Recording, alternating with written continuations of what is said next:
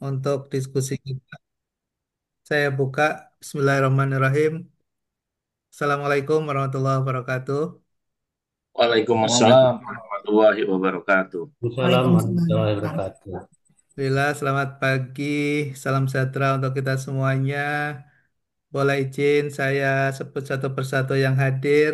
Kesempatan pagi ini ada Mbak Rini Radikun, ada Mas Firwan, Pak Esrinal Aziz, Mbak Diah, Mas Widi, Mas Imron Hadiansah. Memang eh, kata Roosevelt dia mengatakan ada tiga klasifikasi manusia begitu katanya. Jadi sebagian besar masyarakat adalah pada umumnya senang kalau ketemu dan membicarakan orang lain. Itu yang secara umum terjadi di masyarakat, di tengah-tengah masyarakat kita. Ada klasifikasi yang kedua ya ketika bertemu lalu membicarakan tentang masalah atau problem yang kita hadapi saat ini. Itu tidak terlalu banyak yang senang untuk mendiskusikan dan membicarakan dan mencarikan solusi yang dihadapi saat ini. Namun lebih sedikit lagi yang kemudian mau bicara tentang apa yang akan kita lakukan di masa yang akan datang. Gagasan-gagasan, ide-ide itu biasanya muncul tidak banyak orang bisa hasilkan itu dan itu sangat sedikit sekali. Nah, diskusi ringan kita ini pagi ini mungkin bisa bagian dari yang kedua atau yang ketiga yang sedikit tadi. Kita punya potensi resources yang sebetulnya bisa kita andalkan ke depan dari sisi pengalaman, dari sisi jabatan yang saat ini ada, dari sisi kesempatan sebagai pelaku praktisi dan akademisi. Cuma sayang kalau rasanya kita tidak bisa mengkolaborasikan, tidak bisa mengoptimalisasi potensi masing-masing dari kita untuk saling menguatkan, memberikan kontribusi yang lebih bermakna gitu buat masyarakat ya pada umumnya. Nah, kita coba untuk melihat topik hari ini yang mungkin tadi secara tiba-tiba saja muncul kita ingin ketemu dan lalu apa yang akan kita coba kolaborasikan, sinergikan ke depan bersama-sama dengan mengambil peran kita masing-masing, dengan memposisikan potensi kita masing-masing. Eh, itulah kurang lebihnya dari gagasan kenapa ada ngobrol ringan. Atau mungkin kita sebut saja kita saat ini kan tidak cukup bisa memberikan kontribusi secara langsung ya di birokrasi. Kita bisa sebut aja sebagai ngobrol orang-orang pinggiran sajalah gitu ya. Jadi kita sebut singkat dengan ngopi gitu ya, ngobrol orang pinggiran gitu aja lah. Ah, baik ya, nanti saya ada sedikit ah, ilustrasi pemikiran yang barangkali nanti kita bisa coba elaborasi secara lebih luas. Kemungkinan yang akan bisa kita lakukan dengan melihat kondisi yang ada saat ini, teman-teman semuanya. Hari ini, saat ini, kita coba untuk angkat kondisi usaha dan industri mikro kecil kita.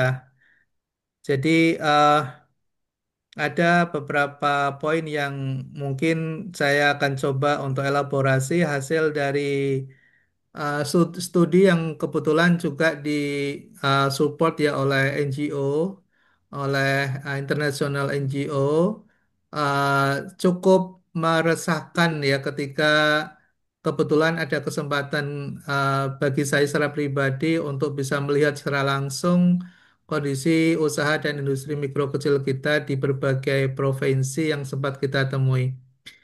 Dan saya kira ini keresahan ini tidak akan cukup bermakna kalau kemudian kita nggak mengambil tindakan apa-apa. Walaupun mungkin barangkali nanti kita akan munculkan sebuah gagasan, saya kira kalau ini adalah sebuah kebenaran, kalau ini adalah sebuah pembelaan sebuah pencarian keadilan gitu ya terhadap eh, masyarakat terpinggirkan yang mungkin tidak cukup memiliki akses yang eh, kuat terhadap posisi tawar mereka dan juga sekaligus keterbatasan akses, kemudian keterbatasan literasi dan pengetahuan, keterbatasan permodalan dan seluruh eh, kelemahan yang ada di para pelaku usaha mikro kecil ini. Kita bisa carikan terobosan-terobosan yang menjadi bagian kontribusi kita untuk ikut mendorong dan meningkatkan positioning mereka ini dalam pasar persaingan tentunya yang sangat tidak adil, tidak fair buat mereka. Bahkan dalam pandangan saya, negara pun tidak fair ya terhadap para pelaku usaha mikro kecil ini yang memposisikan sebagai masyarakat duafa tanpa memberikan alat atau instrumen mereka untuk bisa berkompetisi secara fair di tengah-tengah kondisi pasar global dan kondisi pasar yang lebih cenderung untuk yang semakin cenderung berjalan dan menuju kondisi kapitalistik yang ada saat ini. Nah, ada kajian yang saya ingin coba sampaikan ke Ya. teman-teman ya. Jadi ini adalah hasil analisis statistik yang kita angkat dari profil IMK, Industri Mikro Kecil, yang data dan sumber datanya ini dari Bappenas, ya hasil dari survei tahun 2023 yang dipublikasikan 2024 tahun kemarin. Ini masih sangat hangat sekali. Teman-teman semua, saya berbasis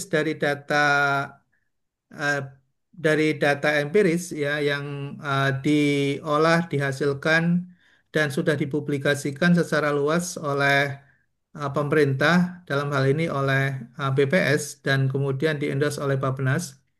Saya kira bisa untuk awal informasi yang bisa kita gali dan bisa kita tangkap informasi apa saja kaitannya dengan industri mikro kecil ini.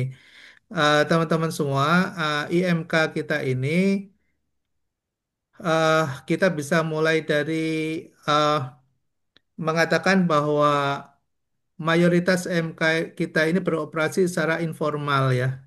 Jadi mereka tidak memiliki ruang untuk mendapatkan legality secara murah dan secara mudah walaupun dalam konteks regulasi secara general pemerintah memberikan ruang itu dalam bentuk undang-undang Ciptaker dan undang-undang yang diturunkannya melalui berbagai peraturan pemerintah dan peraturan menteri. Namun dalam konteks aktualisasinya ternyata tidak seindah apa yang digambarkan di dalam regulasi kita. Karena pada kenyataannya hampir 84% itu masih informal, ilegal, artinya tidak terdaftar. Lalu kemudian karena ilegalitas atau informalitas inilah yang kemudian mereka sulit untuk mendapatkan akses berbagai dukungan pemerintah melalui bansos maupun melalui program-program dukungan baik finansial maupun non-finansial. Karena mereka tidak terinklusi di dalam database pemerintah. Itu yang pertama. Terus yang kedua, eh, kaitannya dengan sektor industri yang cukup dominan yang saat ini bisa dijadikan ya sebagai ruang usaha IMK kita, UMK kita ya usaha mikro kecil. Saya nggak menyebut ini menengah karena memang kita akan batasi pada analisis di industri mikro kecil saja.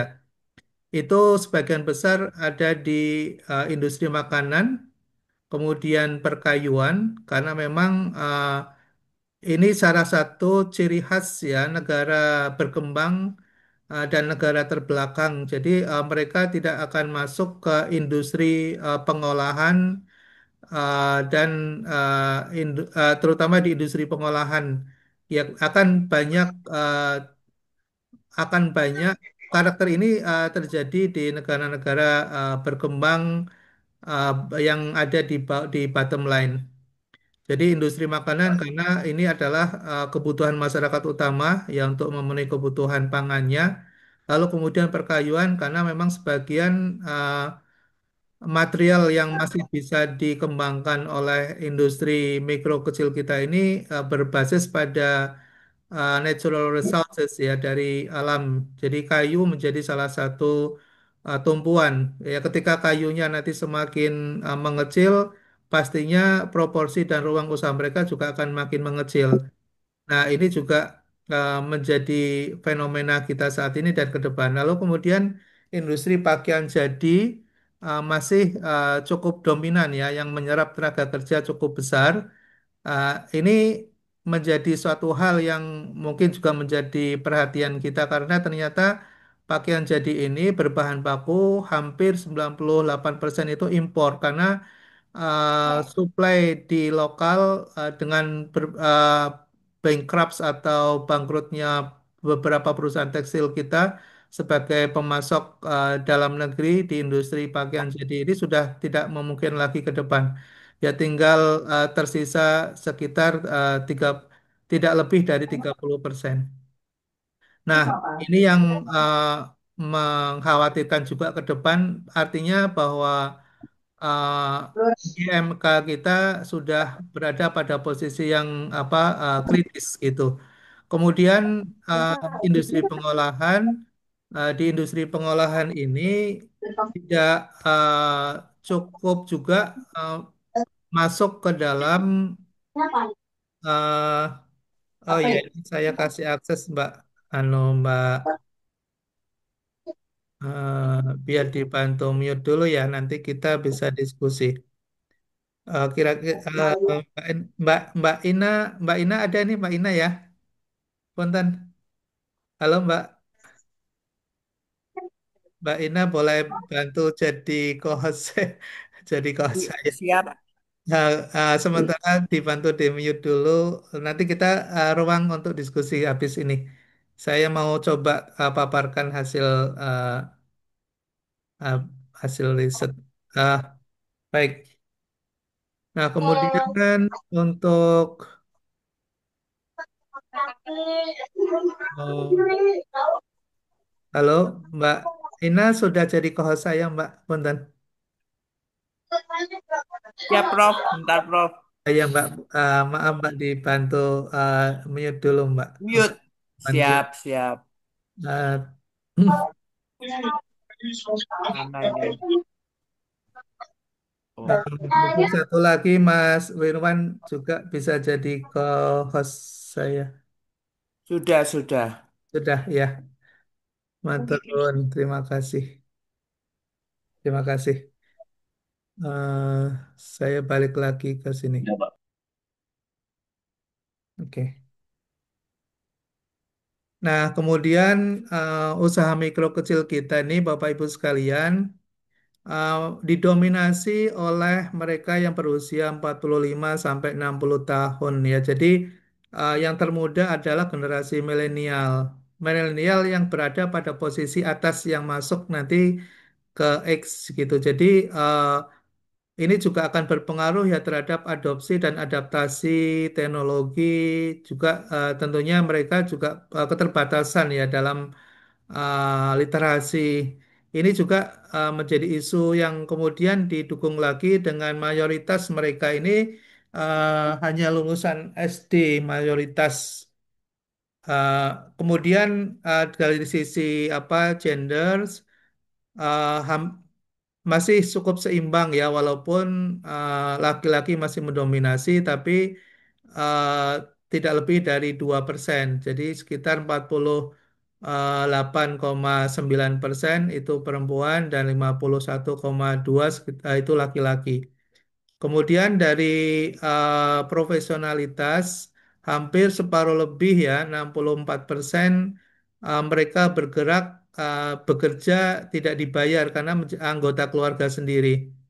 Nah, ini juga eh, cukup miris ya karena untuk tingkat pendapatan masyarakat kita yang saat ini diklaim oleh pemerintah memiliki pendapatan per kapita sekitar 4.800 US dollar per tahun.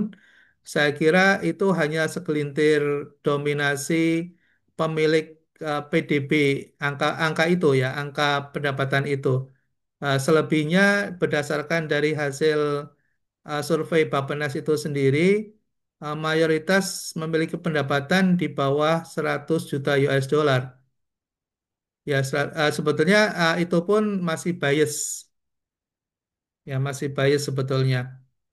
Nah, kemudian dari sisi akses keuangan, kalau kita lihat di sini 84% usaha mikro kita menggunakan modal sendiri, artinya mereka sebetulnya tidak banyak menggunakan pinjaman.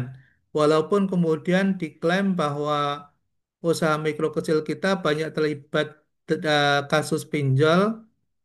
Namun dalam pengakuan sendiri oleh usaha mikro kecil, sebenarnya mereka tidak menggunakan fasilitas itu. Berarti juga mungkin ada bias informasi ya bahwa uh, mungkin pinjol itu justru di kelas menengah yang memanfaatkan itu karena akses kemudahan dan mereka juga bisa mendapatkan informasi dengan cepat. Sedangkan dari sisi pelaku usaha mikro kecil sendiri tadi kalau kita lihat dari karakter demografisnya, mereka sebetulnya mungkin akan masih sulit ya dalam konteks untuk menggunakan fasilitas digital itu sendiri. Nah, ini juga menjadi tantangan kita. Nah, dari sisi lain, mereka mengatakan kalau mencari akses ke lembaga keuangan formal, mengatakan bahwa syaratnya masih sulit, agunan terbatas, bunga tinggi, dan minat mereka juga ke industri keuangan formal uh, masih sangat rendah. Nah, hal lain yang menjadi tantangan adalah mereka kesulitannya dalam usaha itu untuk mendapatkan modal itu masih masih menjadi tantangan utama dari uh, ya input atau suara yang muncul dari pelaku itu sendiri dari usaha mikro kecil. Kemudian pemasaran dan bahan baku infrastruktur serta kapasitas atau profesionalitas usaha itu pada posisi yang terakhir. Nah, hal ini kemudian kita coba untuk elaborasi lebih jauh lagi.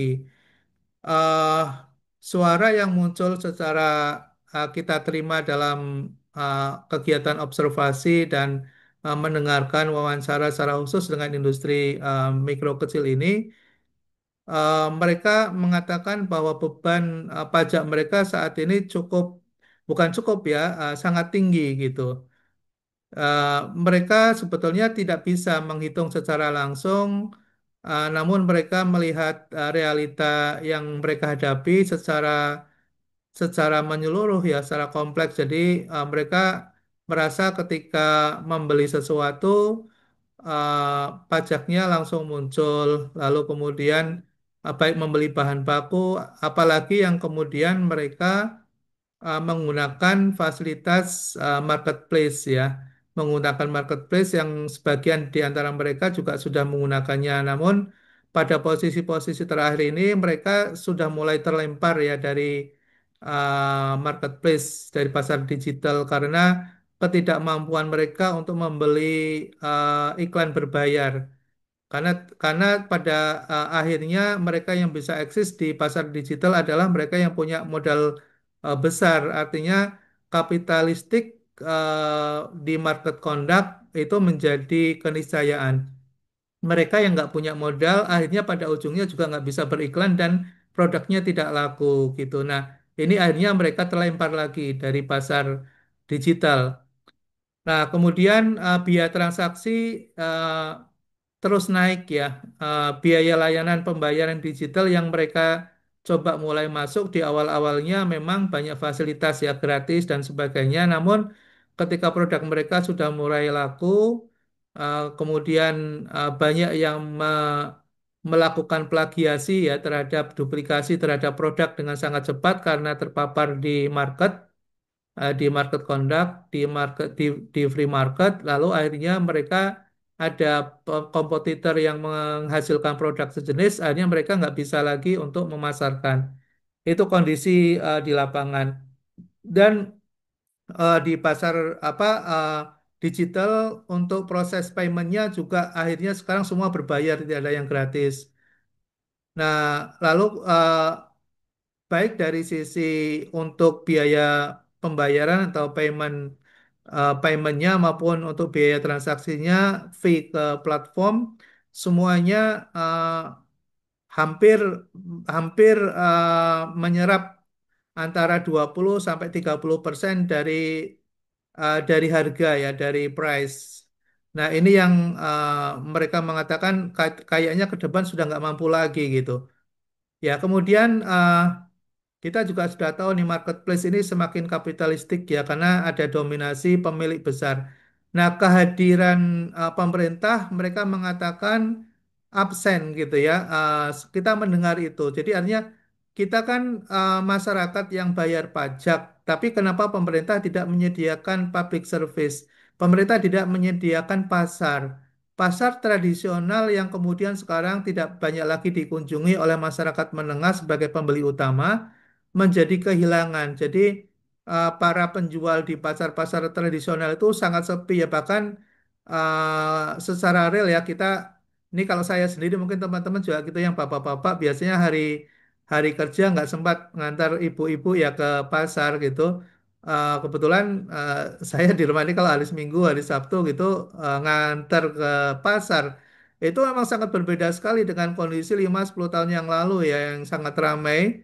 Sekarang agak longgar kita dulu jalan aja susah di pasar tradisional itu karena berdesak-desakan.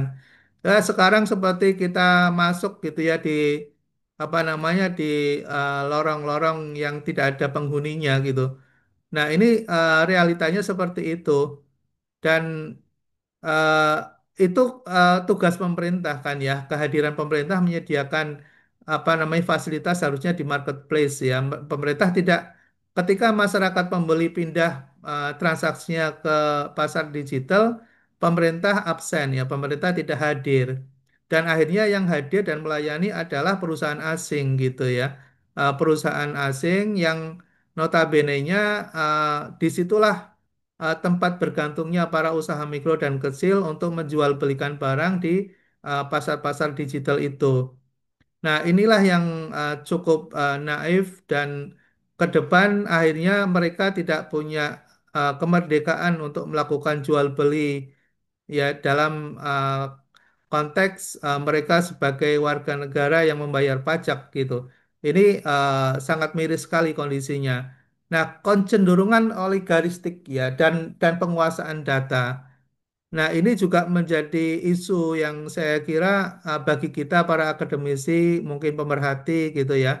Eh, apakah kita tidak resah ya ketika ya hampirlah 90% lebih data yang kita masukkan ke dalam fasilitas digital itu menjadi emas bagi para pemilik platform gitu ya. Dan mereka bisa jual belikan dan transaksikan dengan harga yang sangat mahal. Nah, sementara para pelaku dan para inputer usaha mikro sendiri tidak bisa mengakses itu. Nah, disinilah ketidakadilan. Dan pemerintah lagi-lagi kan lepas ya eh, dari posisi ini ya dalam kondisi ini eh, tidak bisa mengendalikan database itu. Nah, ini yang tentunya eh, memprihatinkan untuk eh, independensi kita ke depan. Lalu kemudian ini yang saya sebut tadi bahwa peran pemerintah sebagai penyedia pasar rakyat sudah absen ya, hilang. Jadi masih saja masyarakat concern untuk menyediakan pasar-pasar tradisional, bahkan menambah pasar-pasar baru. Tapi pada kenyataannya semakin kosong pembeli karena pembeli sudah beralih ke pasar digital. Sementara pasar digital adalah kapitalistik. Ini yang apakah disadari atau tidak, inilah posisi masyarakat pinggiran usaha para pelaku usaha mikro dan yang kecil yang kehilangan jati diri dan kehilangan eksistensinya ya kehilangan eksistensinya. Nah, kemudian kita juga tahu karena mereka sudah semakin tergantung kepada pasar digital, sehingga untuk trading mereka itu secara bertahap pricing mereka akan menjadi tergerus. Ya, margin yang mereka peroleh akan semakin tergerus karena bisa dipantau oleh oleh big data.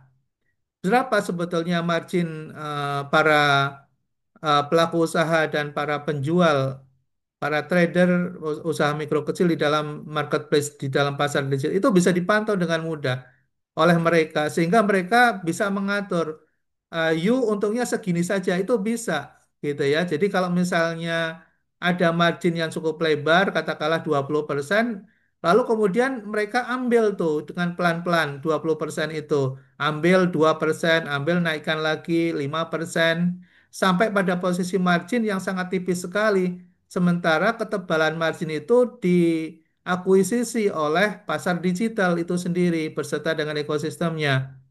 Inilah ketidakadilan, kesetaraan ya di dalam proses bisnis ke depan yang berbasis pada digital. Yang pada awalnya itu digembar-gemborkan bahwa digitalisasi akan membuka transparansi, tapi itu saya kira omong kosong ya kecuali digital itu dimiliki sendiri oleh komunitas yang mereka kemudian secara fair, secara terbuka ikut dalam proses pengambilan keputusan. Nah, ini yang menjadi PR kita bersama. Nah, tentunya dampak ini akan memunculkan bagi yang masih memiliki pikiran sehat, hati nurani, dan ada keinginan untuk selalu menambah amal jariah kita, saya kira ruang terbuka untuk kita bisa memberikan sumbang pikir, memberikan kontribusi sebatas dan sekecil apapun. Karena kondisi usaha mikro kecil kita ini dalam kondisi yang terus terpepet, terus terdesak, terus tertekan ke bawah gitu ya. Dan mereka pada posisi yang tidak bisa bergerak sama sekali. Ya dari posisi tekanan pajak, dari posisi tekanan pasar, dari posisi tekanan literasi yang semakin mereka sulit untuk mendapatkan akses, kapasitas, dan seterusnya. Ini sangat sangat miris sekali, ya sangat miris sekali dan saya tidak tahu dan saya tidak bisa membayangkan ketika para akademisi paham tentang ini, lalu kemudian tetap diam saja dan tidak melakukan sesuatu apapun gitu. Lalu kemudian perannya di mana? Tuh makna para pemikir kita di mana gitu. Makna para mereka yang selama ini jadikan sebagai guru-guru di mana posisinya? Ya ketika masyarakat yang sebagian besar dari populasi kita 98%, bahkan ada yang mengatakan 99% populasi kita itu adalah usaha mikro dan kecil. Ini pembelaan terhadap mereka di mana? Gitu. Nah, ini yang saya kira keresahan kita bersama, yang kita perlukan suatu pemikiran, apakah kita bisa melakukan sesuatu untuk mereka? Ya, Bapak Ibu sekalian, rekan-rekan semua, memang ini sesuatu yang tidak populer. Ya, kita diskusi pagi ini sesuatu yang tidak populer karena mungkin dalam konteks transaksional kita nggak bisa serta-merta ketika memberikan kontribusi berharap lalu tiba-tiba kita mendapatkan keuntungan dari apa yang kita pikirkan, dari apa yang kita uh, kontribusikan, dari apa yang kita sumbangkan, mungkin tidak akan bisa berdampak secara langsung. Tapi saya kira kalau kita mulai memikirkan dan kemudian kita bersama-sama secara gotong royong untuk membangun sesuatu alternatif, ya suatu solusi alternatif yang mungkin selama ini tidak dipikirkan oleh pemerintah itu sendiri, kita bisa melakukan sesuatu dari hal yang kecil, dari diskusi yang sederhana ini, pada ujungnya kalau ini adalah suatu kebenaran, kalau ini adalah suatu keadilan, kalau ini adalah suatu ruang perjuangan, maka akan menjadi magnet. Saya yakin kita bisa menjadi magnet dari yang kecil ini untuk kemudian bersama-sama melakukan suatu gerakan. Bukan gerakan perlawanan terhadap aktivitas politik pemerintah, tapi gerakan ekonomi yang bisa kita lakukan bersama agar masyarakat sadar kemudian memberdayakan dirinya sendiri melalui sebuah upaya strategi bersama yang dilakukan. Nah, bagaimana caranya? Bagaimana kita bisa melakukan itu? Yang lalu kemudian masyarakat bisa bersama-sama mengayuh bagio dalam bahasa Jawanya, gotong royong, lalu kemudian bergerak bersama.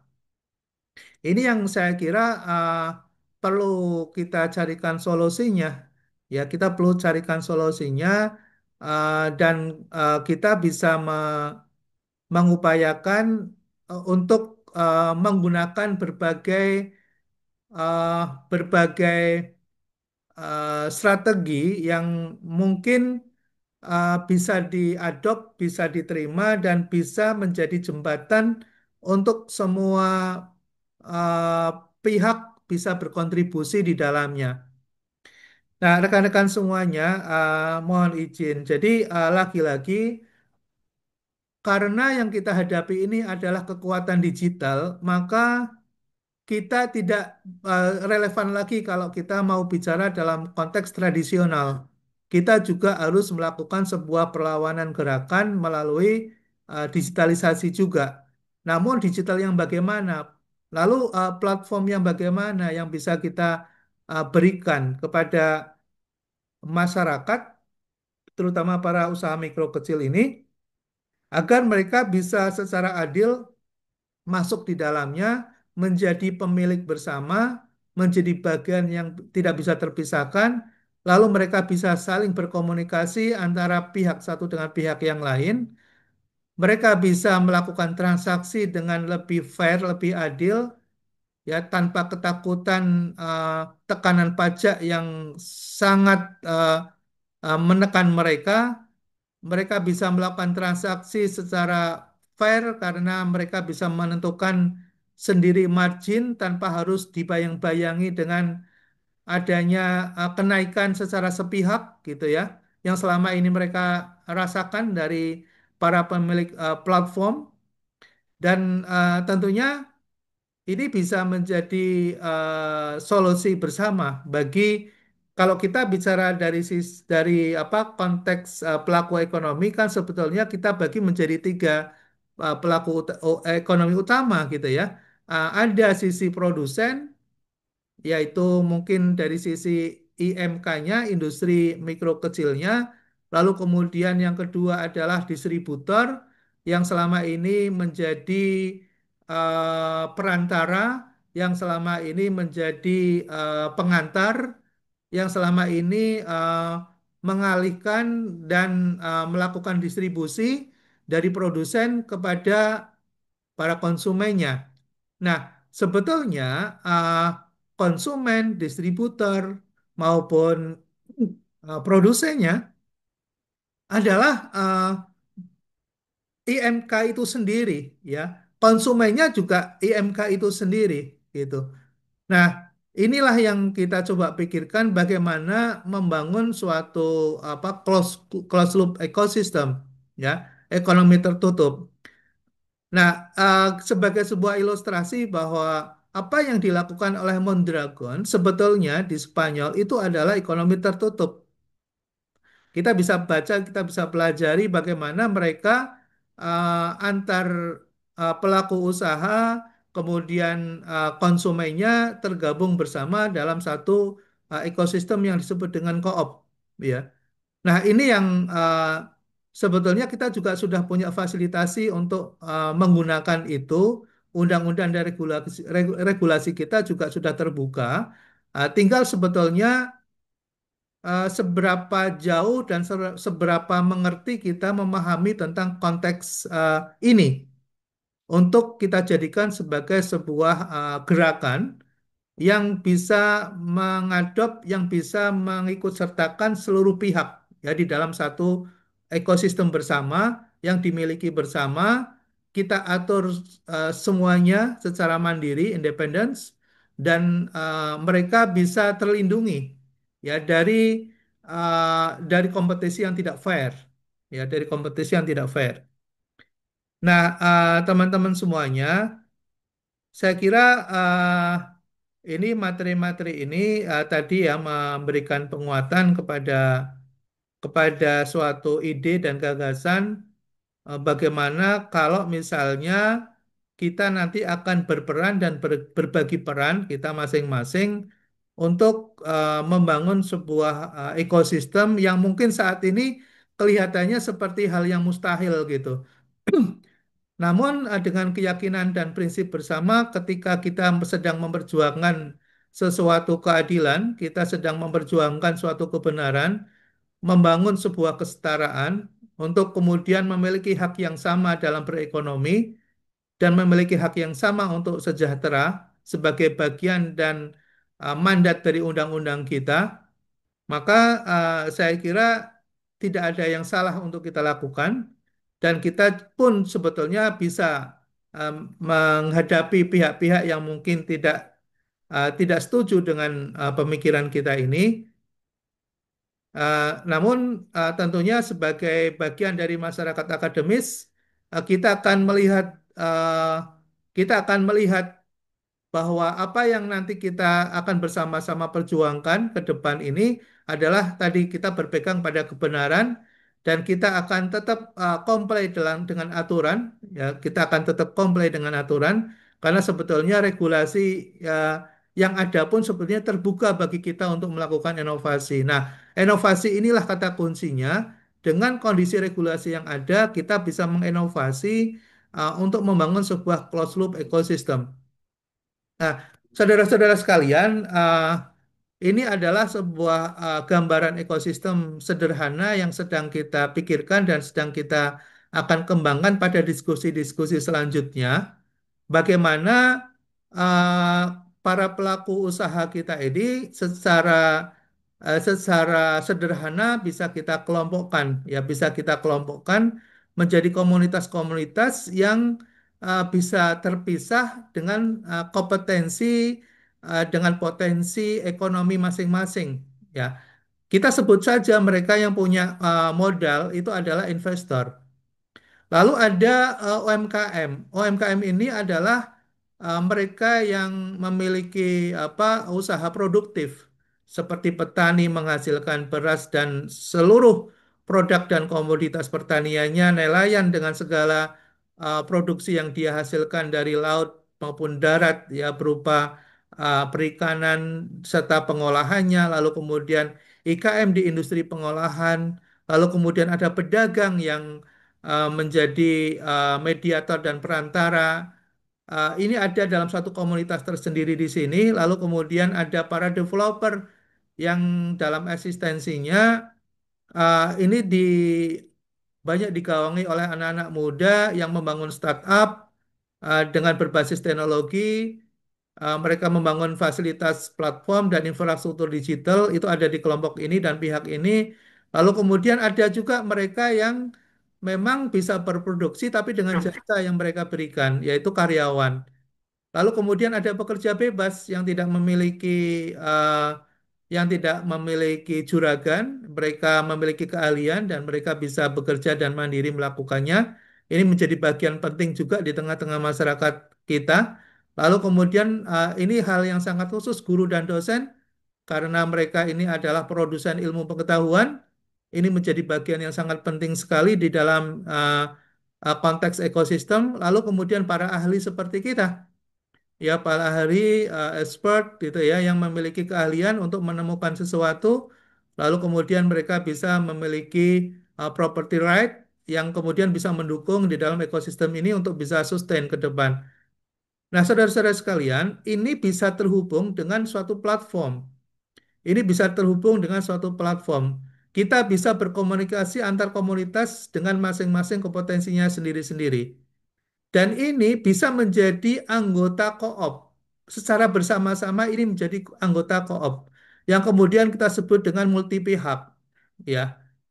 Nah, teman-teman semuanya, aturan yang kemudian mengikat mereka ini, yang kemudian mereka bisa melakukan transaksi antara anggota satu dengan anggota yang lain dalam komunitas yang berbeda, ini sangat niscaya untuk dilakukan. Dan karena ini ada dalam satu organisasi bisnis yang namanya koperasi, maka transaksi mereka seharusnya tidak dipajakin.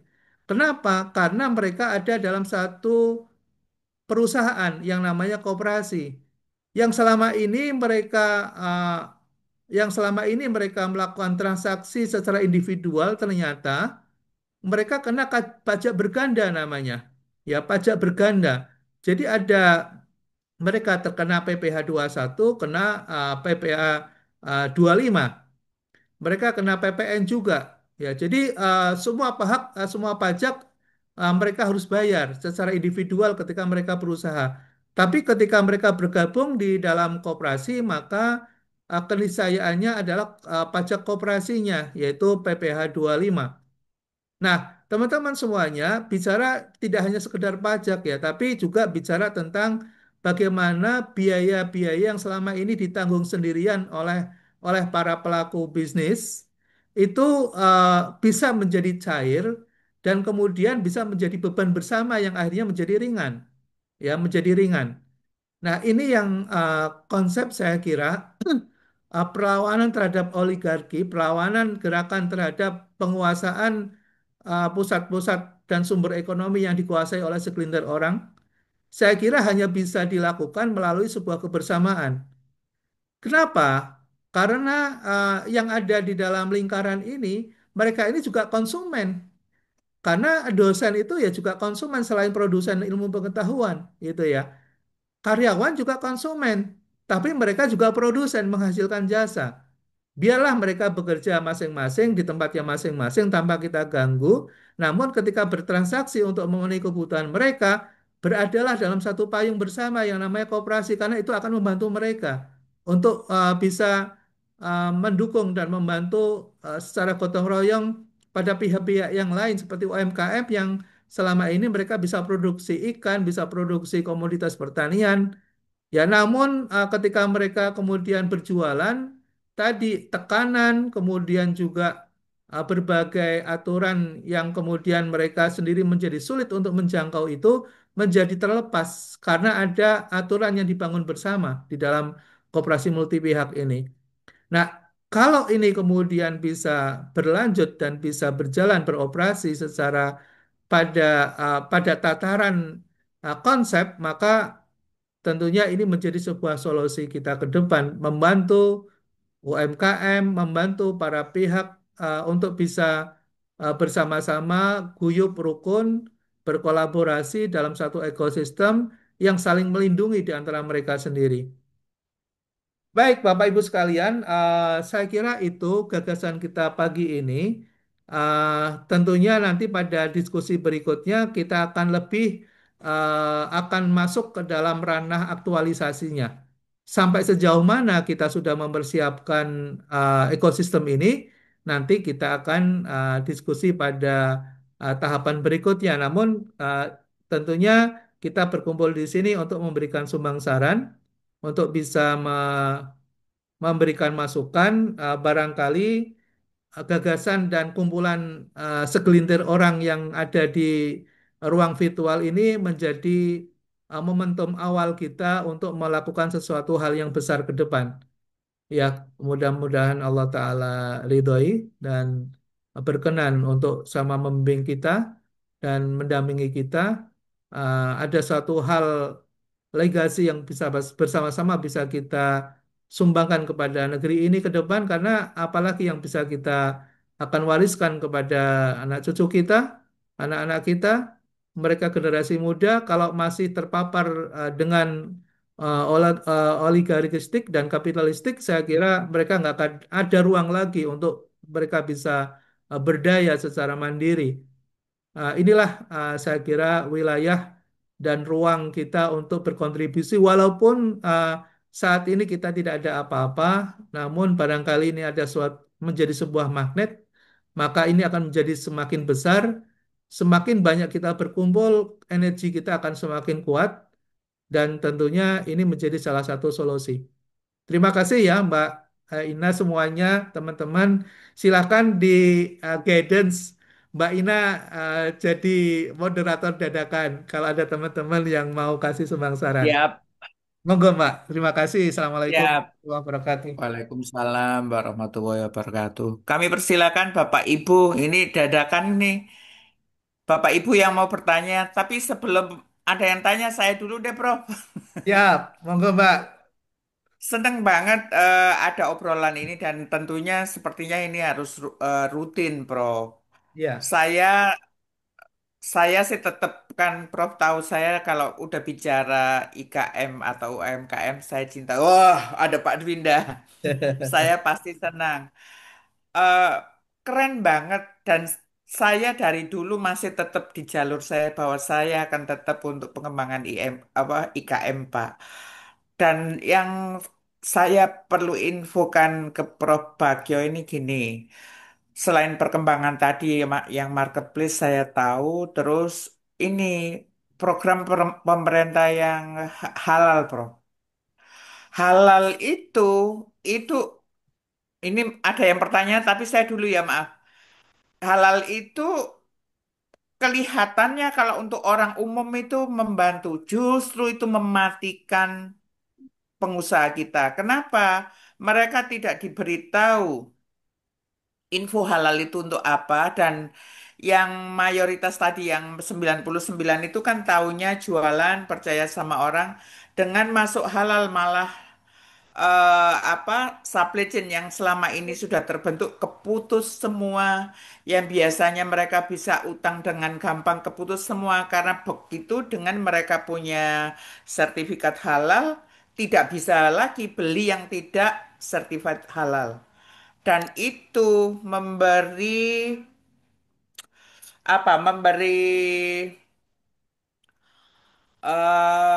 apa dampak yang sangat signifikan terhadap penurunan dari produktivitas itu nggak produktivitas ya penurunan terhadap penjualan juga Prof. Itu satu.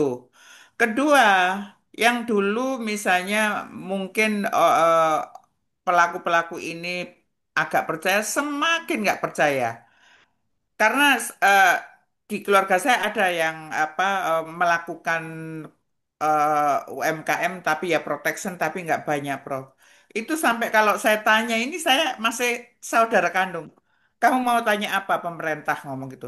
Nggak usah, nanti paling ngerusak aja. Karena gini Prof, seperti yang dulu misalnya kalau UMKM udah didatangi presiden atau menteri pasti hancur. Yang katanya dibeli berapa M itu. Pasti hancur. Kenapa? Wah, middleman-nya macam-macam itu. Ini gambaran bahwa kegiatan Prof tadi memang senang dan memang, tapi itu memang perlu upaya keras. Karena apa? Pelaku-pelaku itu sama guru, dosen, tenaga ahli kayak kita, nggak percaya, Prof. Karena biasanya mereka itu ngasih, misalnya ngasih masukan. Begitu ada longgar, ambil sendiri.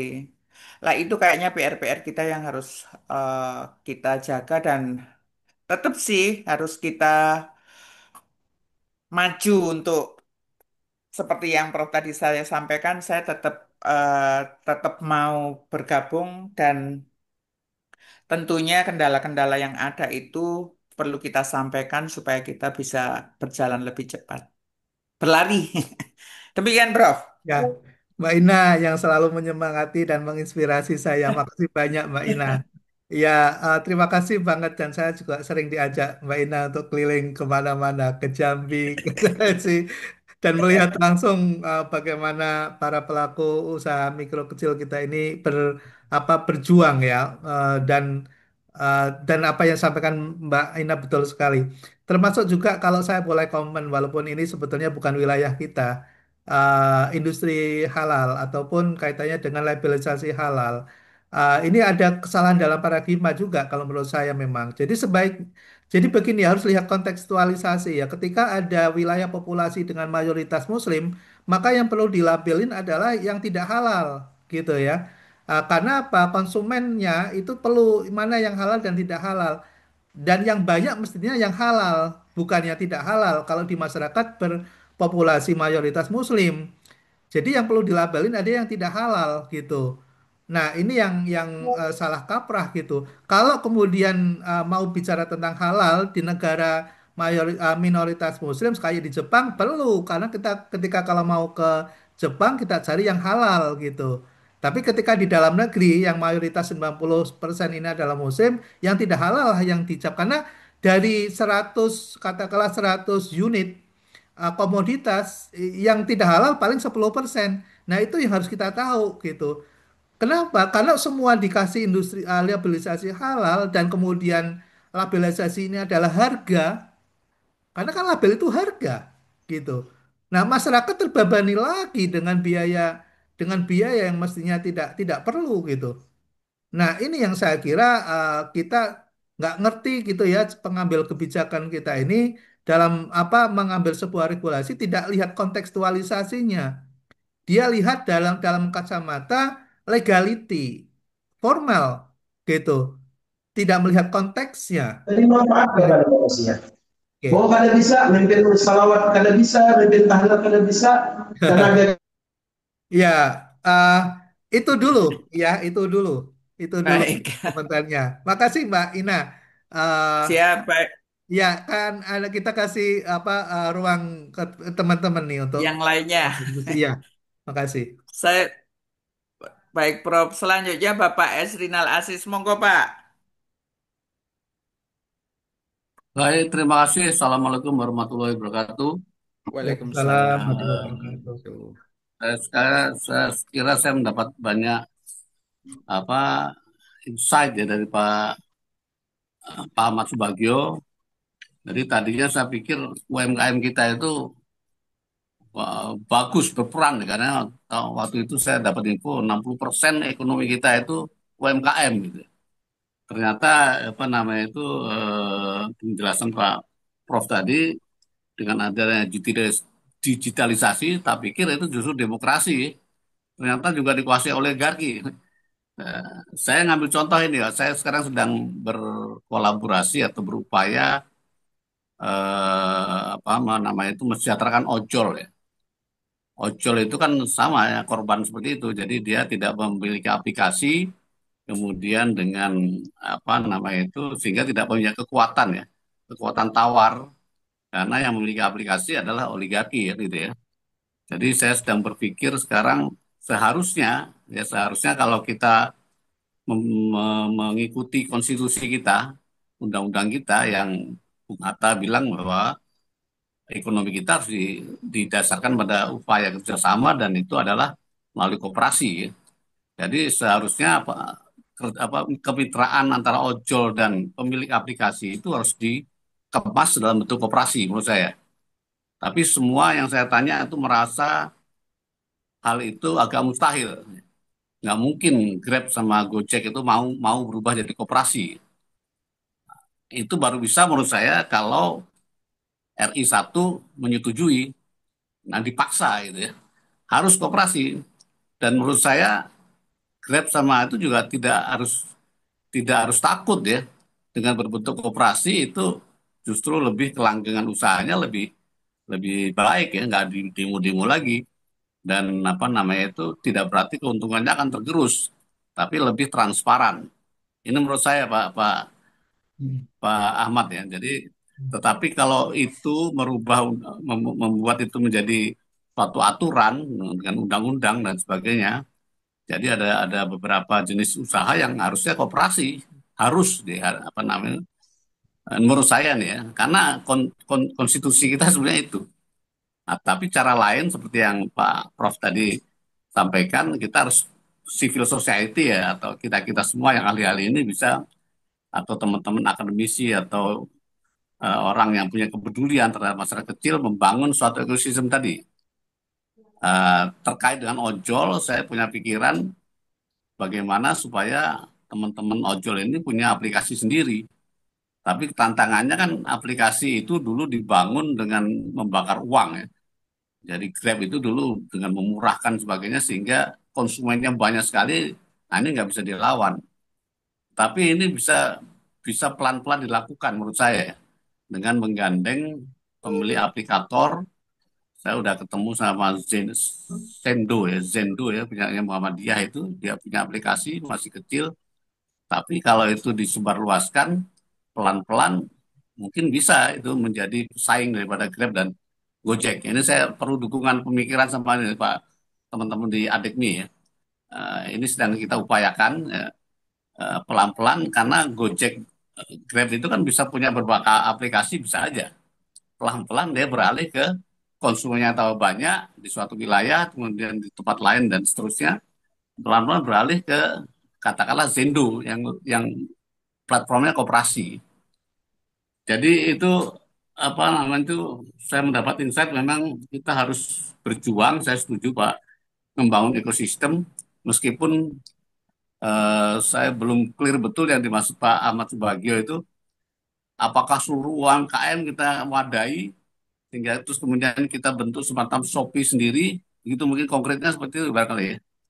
Menurut saya sekarang pemerintahan Pak Prabowo ini kan sangat pro rakyat. Jadi kalau ada konsep yang bagus, yang matang, yang ini diajukan aja.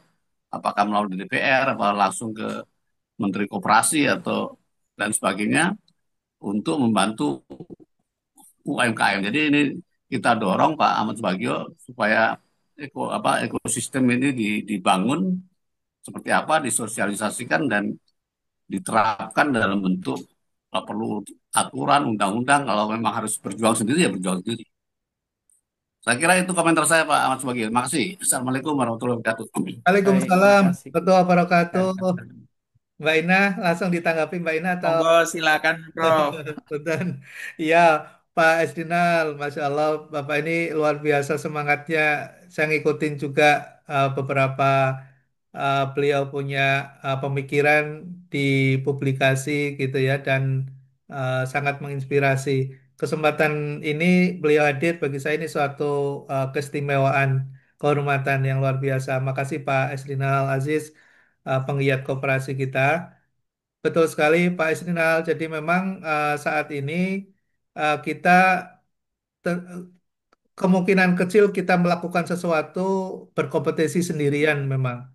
Dengan adanya keniscayaan ya, adanya keniscayaan yang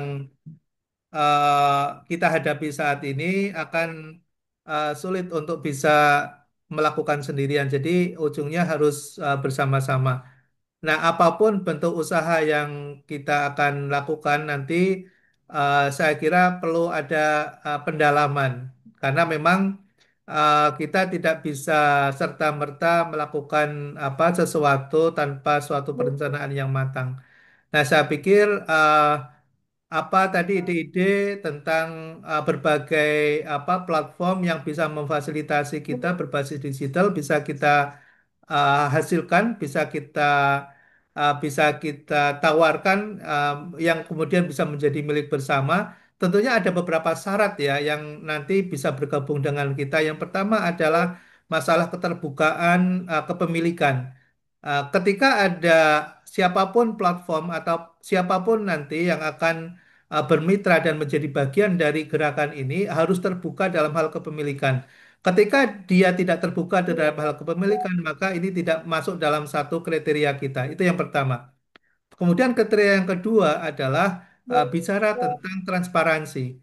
Jadi siapapun nanti, apakah itu dalam bentuk platform ataukah itu dalam bentuk suatu organisasi yang tidak transparan, maka tidak mungkin akan bisa berkolaborasi dengan gerakan kita ini, karena transparansi itu ujungnya adalah pelaporan dan akuntabilitas. Jadi yang tidak memiliki akuntabilitas karena nanti ujungnya adalah keadilan. Keadilan itu bisa kita hasilkan kalau kemudian dilakukan secara akuntabel. Kemudian ada transparansi. Lalu kemudian ada kepemilikan bersama. Baru kita akan bisa menuju pada prinsip-prinsip kooperasi yang sebetulnya itu yang diidamkan dan diinginkan diharapkan oleh founder-founders kita. Jadi kita nggak perlu menyebut itu adalah suatu koop, tapi ketika prinsip-prinsip itu dijalankan, maka ini menjadi sebuah gerakan bersama. Kita bisa menyebutnya ini adalah gerakan koop. Nah, teman-teman semuanya, uh, saya kira ini jawabannya pasti tidak sangat memuaskan ya, tapi minimal kita sudah punya arah, kita sedang bergerak kemana gitu. Nah, satu lagi yang mungkin menjadi catatan kita bahwa benar apa yang disampaikan oleh Pak Azrinal tadi, bahwa yang menguasai hajat hidup orang banyak harus dikuasai oleh negara. Tapi negara tidak hadir dalam kepemilikan, ya, dalam hal kepemilikan atau potensi ekonomi terbesar kita yang sekarang bergerak ke arah digital itu. Nah, ini kalau kemudian negara tidak hadir, kita sebagai rakyat harus segera hadir. Kalau kita sebagai rakyat tidak segera hadir, ya selamanya kita ada dalam sebuah okupasi oligarki dan okupasi kapitalistik yang luar biasa. Dan sangat bagi kita kalau bicara tentang keadilan, bicara tentang kesetaraan, bicara tentang kesejahteraan akan semakin jauh dari apa yang kita harapkan. Nah, saya kira itu yang perlu menjadi apa catatan kita, Mbak Ina. Makasih. Saya kembali ke Siap. Mbak Ina. Baik, monggo Bapak Ibu yang mau mendiskusikan dari pandangan masing-masing ya pasti akan berbeda dan kita dengan eh, bersama-sama akan kita bisa melakukan semuanya. Pak Dwida, monggo. Masih mute, Pak. Ya, terima kasih. Ini menarik ya. Saya sih sudah paham sih kalau bangsa seperti online-online itu sangat dikuasai oleh segelintir kelompok saja. Sudah lama paham hal itu. Cuma menarik sekali Prof. Bagio ini memunculkan sebagai suatu ide bahwa kita harus aware nih sama hal itu gitu ya. Saya juga Iya, sangat menarik. Kita harus aware. Tapi sebetulnya kalau bicara negara harus adil, mungkin udah banyak kali ya yang negara yang melakukan hal itu. Misalnya dari kelompok BUMN itu juga ada namanya mungkin Bu Ina tahu ya. Namanya akses ke pasar global seperti seperti marketplace, tapi nggak laku juga. Entah seperti apa gitu ya. Karena saya lihat juga di beberapa beberapa komunitas seperti tadi dari Muhammadiyah ada, semua ada. Cuma bagaimana membesarkan ya tergantung kita sendiri ya pemuda-pemudanya itu. Saya sih setuju sekali kita tidak terlalu terikat pada yang marketplace yang punya internasional dan itu selalu masuknya paling banyak gitu. Cuma kembali kepada diri kita sendiri, edukasi itu tidak hanya sekedar publikasi dan pembelajaran, tapi harus aplikasinya itu aktif. sendiri juga didukung oleh platformnya itu sendiri didukung oleh sekian banyak orang. Nah, kalau Pak Bagio sudah sedikit demi sedikit mengadakan satu platform, ayo sama-sama kita bangun. Nah, tadi menarik mengenai uh, bentuknya. Saya sampai sekarang masih merasa bahwa bentuk badan usaha yang koperasi itu yang paling visible, paling enak buat kita semua. Kalau ada sih, kalau ada platform yang seperti itu, uh, kita jadikan sebuah platform koperasi. Jadi para toko-toko yang di dalamnya adalah pemilik platform juga gitu. Nah, yang mungkin perlu ada transparansi transaksi yang ada di platform itu berapa, sehingga masing-masing toko yang ikut sebagai anggota juga kecipratan kemajuan dari hasil itu sendiri gitu. Nah, kalau untuk Pak Azrinal tadi kita nggak bisa maksa pemerintah untuk mengkooperasikan semuanya Pak, harus dari kita sendiri yang membentuk kooperasi gitu. Nah, mungkin saatnya kali ya kalau kita sudah kumpul-kumpul banyak ini ada pemikiran kenapa nggak yang punya masyarakat aja kita kooperasikan sehingga semua anggota pengguna jasa adalah pemilik. Kan kita tahu sebetulnya kan biayanya menjadi mahal kan lebih banyak kepada biaya SDM sebetulnya bukan biaya biaya yang lainnya, bukan biaya modal yang cukup tinggi itu tapi SDM lebih banyak SDM dan penggunaan nggak terlalu banyak lah. Nah, kalau bisa ada satu yang berbasis koperasi, kita angkat sama-sama, kita edukasi masyarakat sama-sama untuk menggunakan hal itu, menurut saya itu lebih gampang daripada kita menunggu pemerintah melakukan hal itu. Gitu ya. Itu yang menurut saya harus kita segerakan gitu. Jadi yang namanya koperasi bukan tuntutan kita kepada pemerintah harus dikoperasikan, tapi kita sendiri di bawah yang merasa hal ini nih bisa koperasi nih. Kenapa nggak kita coba saja satu kalau Pak Bagio bisa atau teman-teman di sini bisa ada satu dua yang bisa diunggulkan, kita badankan hukum sebagai sebuah koperasi. Mau tidak mau kan kita juga semakin banyak, semakin lama semakin banyak toko-toko atau UMKM yang terlibat di dalam. Tapi benar harus tetap profesional di dalamnya, dalam pengelolanya, dalam mengkurator barang, dalam proses negosiasi dengan para apa itu kan banyak hubungannya ya dengan angkutan, dengan apa, dengan segala macam. Nah itu mesti benar-benar orang-orang yang mengerti dan masuk di situ gitu Pak. Jadi menurut saya memang sebenarnya koperasi harus unggul, tapi bukan diharuskan dari pemerintah. Kita sendiri harus mengumpulkan. Kumpulkan aja beberapa yang sudah ada yang Pak Bagio kenal atau yang saya kenal, nanti saya bisa ajak kepada mereka. Kenapa kita koperasi, kita majukan sama-sama. Bisa dua, tiga marketplace gitu. Nggak cuma satu marketplace aja. Sekarang setiap ada marketplace baru, selalu dari luar negeri kan, kita tahu sekarang. Sekecil apapun marketplace itu pasti dari luar negeri ujung-ujungnya. Gitu. Rasanya hal itu bisa kita sendiri yang masukkan, karena pasarnya ada di kita. Yang jual kita, yang beli kita, di daerah kita gitu. Teknologi sudah cukup maju sebetulnya. Bagaimana kita mengadopsinya. Gitu Pak Bagio. Mudah-mudahan bisa menambah sedikit wawasan. Terima kasih Pak. Baik, Monggo ditanggapi, Prof. oke, Langsung. teman Laina. Mas, Iya. saya panggilnya Mas Dinda. Ya, makasih banyak. Tetap sehat, serah. Saya senang lihat Pak Dinda sehat pagi ini. Olahraganya kayak tetap jalan terus ya, Mas Dinda ya. Eh, Paksa Alhamdulillah. Pak, harus. Alhamdulillah.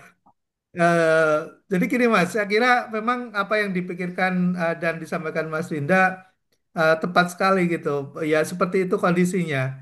Tapi memang ada beberapa hal yang mungkin kita akan bottom apa kita buat garis bawah itu ya. Eh, Nanti platform yang barangkali nanti akan hadir misalnya katakanlah nanti ada gitu ya yang bisa kemudian mengkolaborasi menjadi satu semacam super apps gitu ya. Punya sebuah apa namanya mimpi begitu itu tadi prinsipnya dia harus terbuka gitu ya. Dia harus terbuka. Dia harus terbuka dengan kepemilikan, dia harus transparan, dia juga harus bisa fairness, ya fairness, bisa mengakomodir kebutuhan para tidak hanya sekedar user, karena nanti di dalamnya juga kita terbuka terhadap ownership-nya, lalu kemudian juga tadi dijalankan secara transparan. Itu menjadi prinsip. Nanti siapapun yang akan hadir ya di dalam membangun ekosistem bersama ini, dia harus memiliki karakter itu dan bersedia untuk melebur. Ya, tapi kalau dia hanya sekedar apa namanya numpang atau hanya sekedar menjadi instrumen, saya kira tidak akan banyak uh, tidak seperti karakter kita gitu ya, bukan karakter kita gitu. Ya, itu menjadi pegangan kita saya kira untuk membangun ini ke depan. Itu saya kira poin-poin penting yang tadi disampaikan oleh Pak Dinda termasuk oleh Pak Asrinal tadi. Eh, jadi kalau bisa nanti platform ini juga tidak partisan kalau bisa. Artinya tidak perlu membawa atribut itu. Membawa atribut yang mungkin sifatnya agama atau sifatnya membawa atribut partisan atau atribut apa begitu ormas misalnya Politik. ya. Jadi dan kalau perlu apa yang tadi disampaikan Mas Dinda benar. Jadi kita sebaiknya belajar dari pengalaman. Jadi betul-betul sekali bahwa ternyata juga Pemda, Pemprov, BUMN juga sebetulnya sudah berupaya ya untuk menyediakan fasilitas suatu platform tertentu. Tapi dalam kenyataannya ternyata penggunanya tidak banyak, tidak banyak yang tertarik juga untuk masuk. Ini yang kalau pertanyaan kritis kita adalah kenapa, why, kenapa itu. Nah, ini yang harus kita jawab ya. Nah, kalau dalam apa kita coba eh, analisis singkat begitu, nanti kita bisa hipotesakan dan kita bisa kaji lebih dalam lagi. Menurut saya sih ada 3 poin penting yang kemudian menjadi critical point. Yang pertama ini adalah bicara tentang tadi ownership ya, sense of belonging. Jadi rasa untuk memiliki itu yang tidak ada. Nah, ini harus dilawan Betul. dengan kepemilikan bersama. Ini hipotesis yang pertama.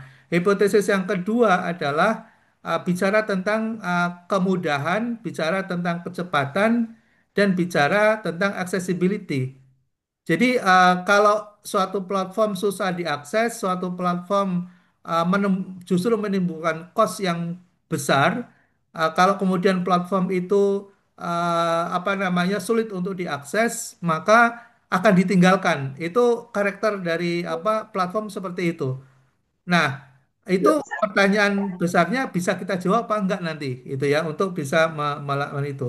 Nah, kemudian yang ketiga adalah under regulation. Jadi apakah itu comply dengan regulasi atau tidak? Karena kalau tidak comply dengan regulasi, ya kita menunggu untuk ditutup saja itu platform itu.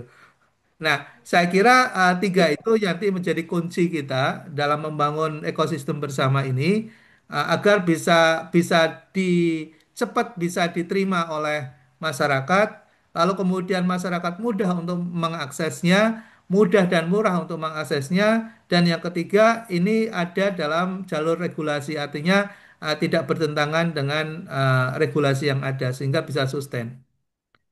Itu Mas baik. Nuhun. Menarik, Pak.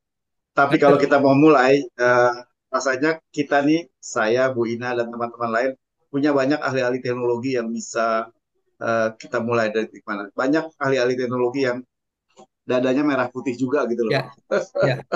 Setuju, setuju. Dan mungkin kami atau saya sendiri juga banyak belajar mengenai compliance regulation. Jadi kita bakal menganalisa regulasi seperti apa sih sebetulnya. Kalau kita mau mulai pada satu titik, kita bicara serius, kita mengundang para ahli untuk bergabung untuk menciptakan satu badan hukum koperasi, tapi platform yang cukup besar. Mm. Gitu aja.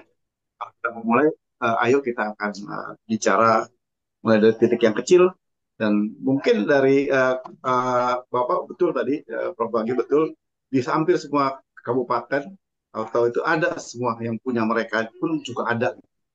Bahkan digitalisasi per masing-masing kabupaten itu cukup banyak dan cukup mumpuni, cuma mereka belum punya arah untuk berkembang menjadi sebuah platform besar.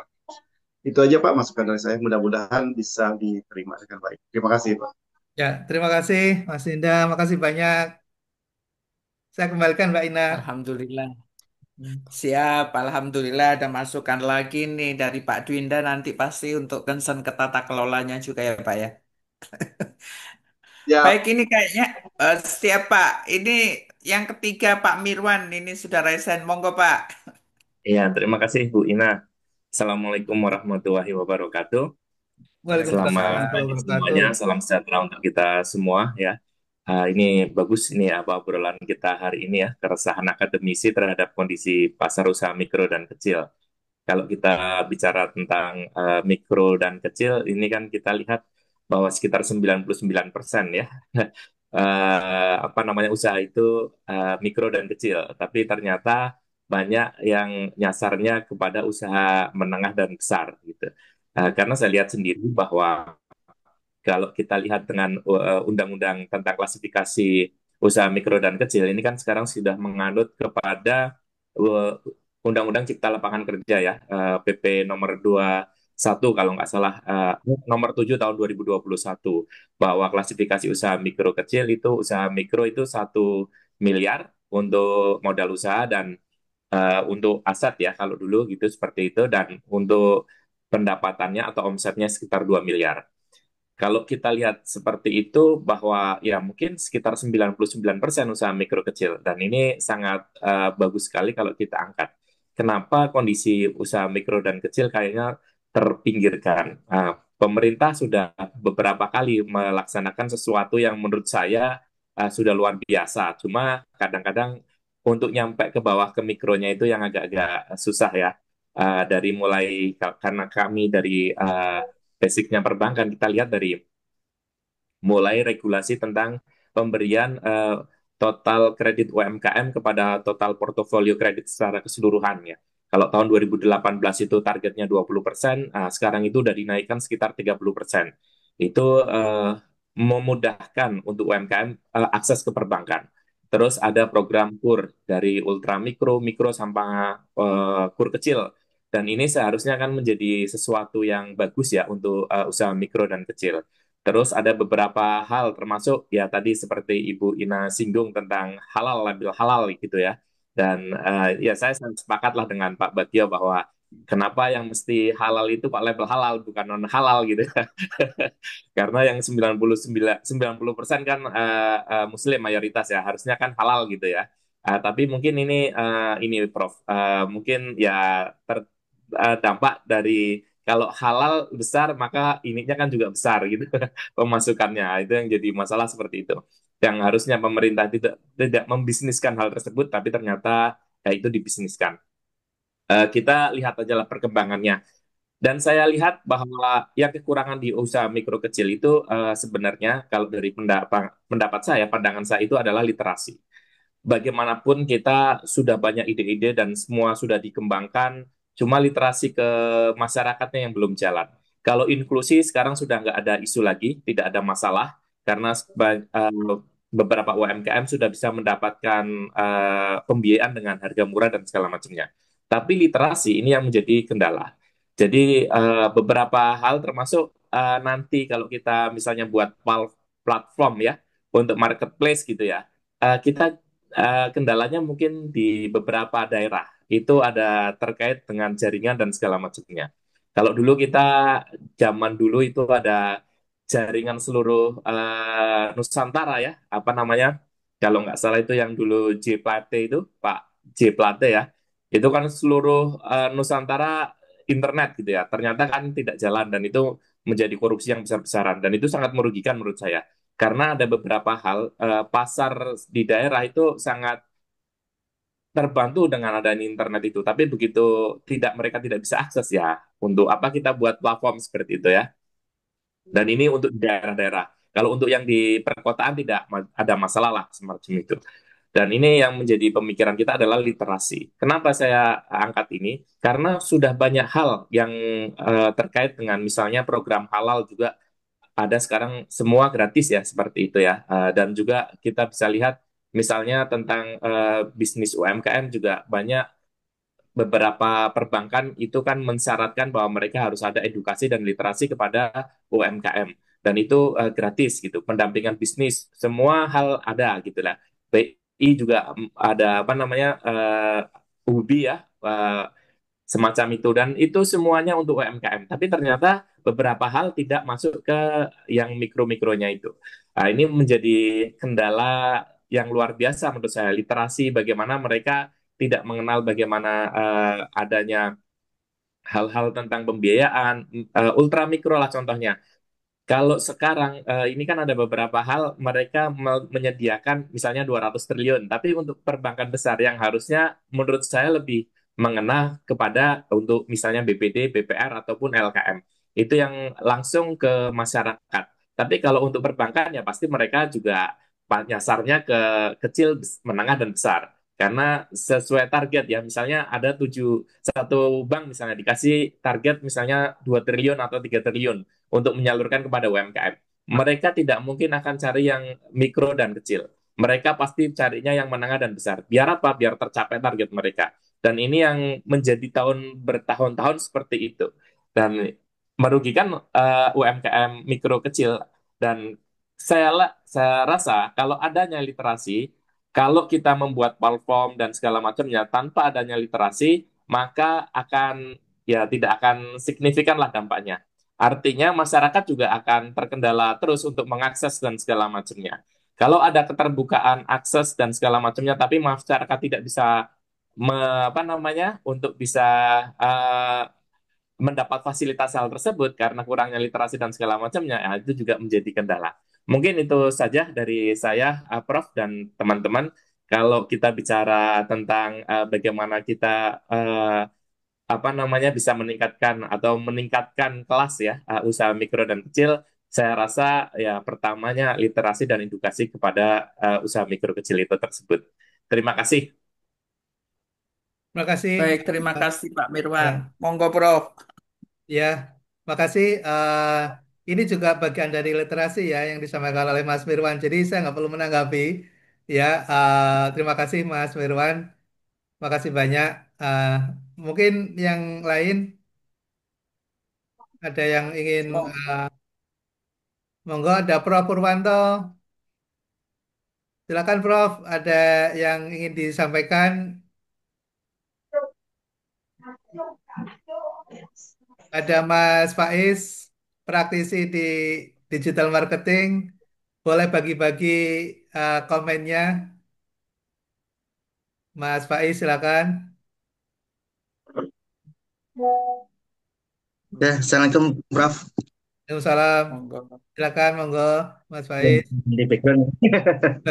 Ya, Prof, dari obrolannya tadi tentang aplikasi itu memang saya selaku praktisi ya, termasuk juga UMKM, memang banyak kayak di pemerintah bikin aplikasi, ada beberapa orang bikin aplikasi, tapi yang sering dilupakan adalah traffic atau jumlah kunjungan calon pembeli itu yang nggak ada gitu, yang terlalu kecil. Makanya kenapa aplikasi-aplikasi bikinan pemerintah, kemudian aplikasi mungkin bikinan organisasi kayak NU Muhammadiyah itu nggak bisa berkembang begitu pesat karena trafficnya terlalu kecil, Prof. Jadi banyak UMKM itu pindah kalau sudah trafficnya besar, jumlah kunjungan perharinya itu sangat banyak.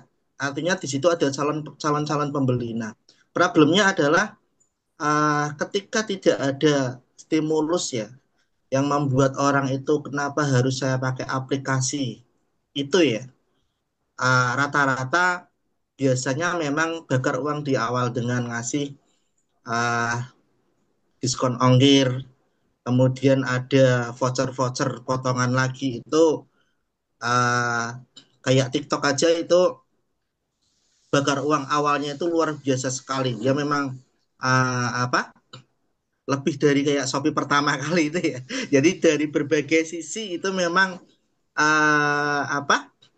Dari berbagai sisi mereka mainkan dari sisi hiburannya, kemudian dari masuk ke sisi belanjanya. Jadi kalau di rata-rata kenapa belakangan ini TikTok itu lebih apa?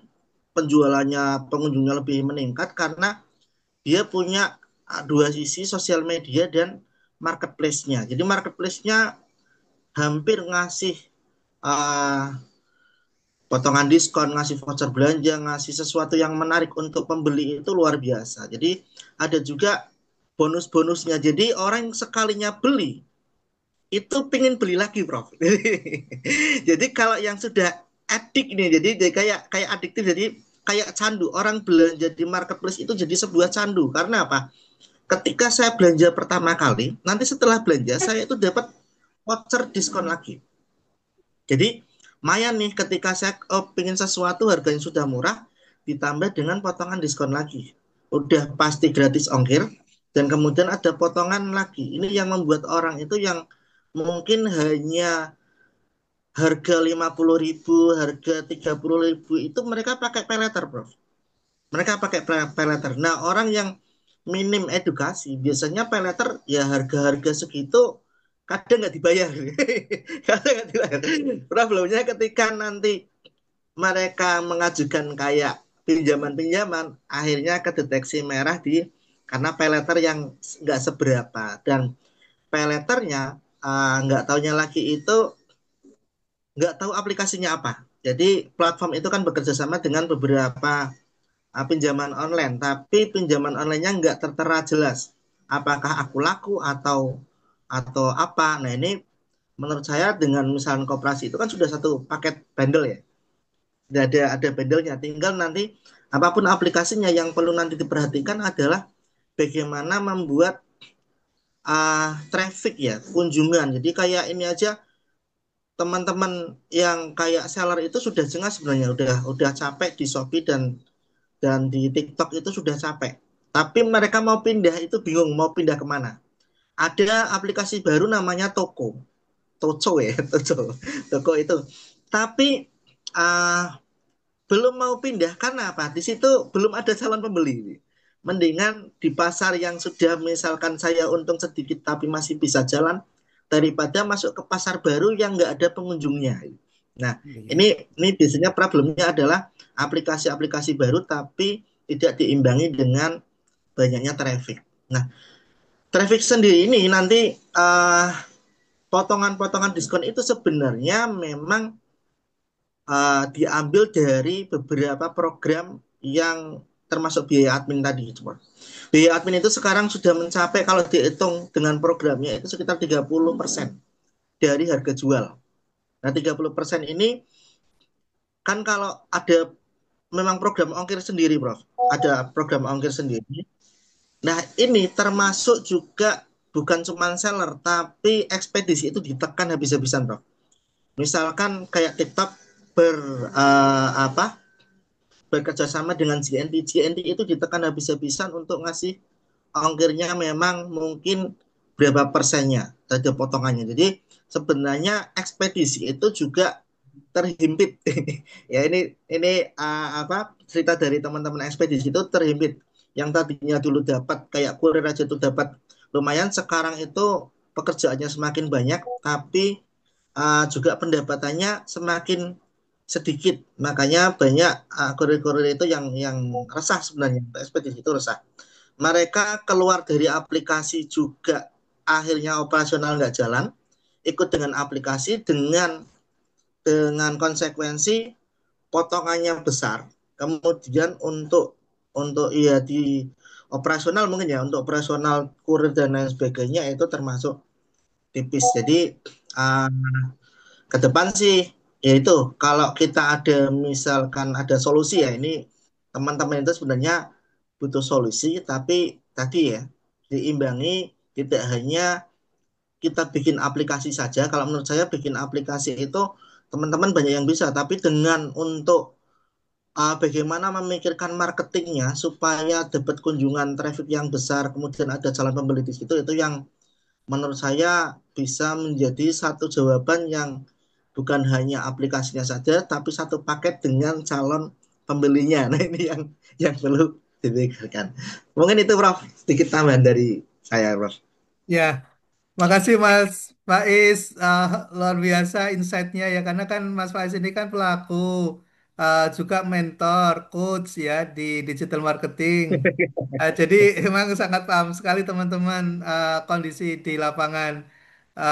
Yang disampaikan beliau saya kira akan sangat membantu kita ke depan bicara tentang traffic ya. Kalau misalnya tidak ada stimulus, tidak ada, atau kita bisa menggunakan option yang lain untuk meningkatkan traffic itu, misalnya di luar diskon, di luar mainstream. Ya, misalnya Ya, berbasis komunitas dan sebagainya itu saya kira bisa menjadi solusi dan alternatif itu. Nah, tapi ya, lagi-lagi ini masih menjadi PR kita bersama. Nanti ketika kita bangun platform ini, apa yang menjadi kekurangan dan kelemahan selama ini yang menjadikan platform itu gagal, platform itu tidak berjalan, tidak running, platform itu ditinggalkan usernya. Saya kira perlu kita carikan solusi sebagai bagian yang mungkin akan menggunakan cara-cara yang sama seperti mainstream atau menggunakan alternatif option. Nah, gitu. Nah, inilah yang saya kira pemikiran bersama kita ke depan. Makasih Mas Faiz. ya. Banyak hal. Sama-sama. Terima kasih. Mohon izin tidak bosan-bosan untuk kita diskusi lanjut pendalamannya. Maturun Mbak Ina, apakah masih ada Mbak yang Ya, teman-teman yang mau monggo bagi? silakan. Wah, belum ada. Belum ada? Prof, Ya, izin Mbak. saya, Prof. Ya, silakan. Eh, Sepertinya ya kalau kita bicara tentang koperasi ini, memang kalau katanya kan pemerintah tidak memperhatikan. memang kelihatannya di masyarakat ya, tapi per kementerian lembaga itu sebetulnya sudah mengadakan banyak program. Prof pernah sama saya untuk lihat langsung ya. Dan itu gini, Prof. Kondisi saat ini yang ada sebetulnya antar kementerian, lembaga, dan daerah itu nggak nyambung. Menurut saya, program ini bagus banget. Tapi tanpa kita jahit dengan pihak yang regulator atau pemerintah, itu juga setengah mati. Hmm. Sehingga jejaring yang ada itu sebaiknya juga kita ketuk tadi seperti pendapat Bapak Asrinal ya, yang tadi bahwa kita boleh mengajukan contoh Bapak BSN ya, yang kemarin saya sudah cerita, BSN itu menyediakan sertifikasi gratis dan dia itu ada program kayak bootcamp UMKM itu 500. Kita, mereka kan susah mencari anggota itu dari kita, Pak. Dari kita ikut anggota kita itu akhirnya nanti yang itu juga nanti akan apa impactnya ke traffic itu. Jadi traffic itu kita nggak ngoyo sendiri tapi bisa dapat dari situ. Terus saya sekarang ini contoh, saya ini izin, saya lagi di hilirisasi itu memang benar-benar jadi gini, pemerintah kesulitan waktu kita bicara hilirisasi kayak apa eco green gitu, kan kita itu misalnya produk kelapa, Bapak. Hulu hilir itu memang ada sampai macam-macamnya ya. Sekarang itu produk kelapa yang laku dan permintaannya kurang, susu kelapa. Dan pemerintah susah nangkepnya datanya. Karena petani nggak peduli, petani saya penting hidup. Ah, itu Pak. Tugas saya itu sampai sekarang itu cari perusahaan yang tidak terdaftar kan kita tahu 99% itu memang mereka pelakunya dan mereka nggak peduli mau saya terdaftar apa enggak, penting saya sudah hidup dan mereka posisinya itu mungkin lewat PT apa, bukan langsung yang di end gitu Bapak. Sepertinya platform ini memang keren, tapi kita berjalan platform saja kurang. Jadi real bisnisnya kita pegang sehingga anti badai gitu, Prof. Hmm. Anti badai itu mau goyangan apa di sini, kita karena real bisnis kita ambil. Real bisnis di mana? Di IKM. Dengan apa kita yakin bahwa real bisnis ini jalan? Karena ada ownership kepemilikan bersama. Oh, ini punya kita bareng-bareng sehingga nggak mungkin ada yang kepepet. Karena kita selalu ngomong ini untuk kepentingan bersama dan punya bersama sehingga kemudahan, kecepatan, accessibility, dan tentunya kita taat pada regulasi. Ngaten, Prof. Oke. Makasih Mbak Mainah. Poin-poin penting kita eh, catat ya Mbak untuk kelengkapan awal dari diskusi kita hari ini. Siap. Ya, makasih banyak. Mbak Dia masih ini mencatat Mbak Dia? J masih Prof, masih menyimak. Ya, Mbak Dia nanti notulensinya jangan lupa. Ya, kita nggak terasa ini Yes. sudah hampir dua jam ya. Sepastinya cuma kita agendakan 1 jam saja diskusi ringan, tapi ternyata sangat dalam teman-teman bisa mengelaborasi lebih jauh. Jadi waktu kita ngelewat dari yang kita sudah rencanakan. Tapi ini semua sangat manfaat sekali. Izin Terima Prof. kasih Pak Dwinda mau menambahkan. Pak Dinda. Oke, Jangan monggo ditutup Pak dulu. Dinda, monggo, monggo. Ini kalau ketemu Prof. Bagio, Bu Ina, Pak Ezrinal, ini pelaku-pelaku lumayan banyak yang mau diceritakan. Siap. Kalau Jadi bicara ini gini, mah mau hari-hari nggak ada iya bosennya, Pak. betul. Monggo, monggo. Kalau kalau boleh kita bikin satu bootcamp untuk ngobrol aja gitu. Ya, ya. Kayaknya Gini, boleh loh, Pak. saya lebih suka sesuatu itu ada follow up-nya, apa, Ya. ada take Siap. action-nya. Ini Jadi dari seperti situ. bagaimana kita membuat marketplace yang lebih besar tapi dimiliki oleh semua anggota. Hmm. Saya senang dengan masukan dari Pak Fahrul, Pak Fahri ya, Pak Fahri, Is. Pak Is ya. Itu Pak bagus sekali tuh. Virus Sais. Saleh.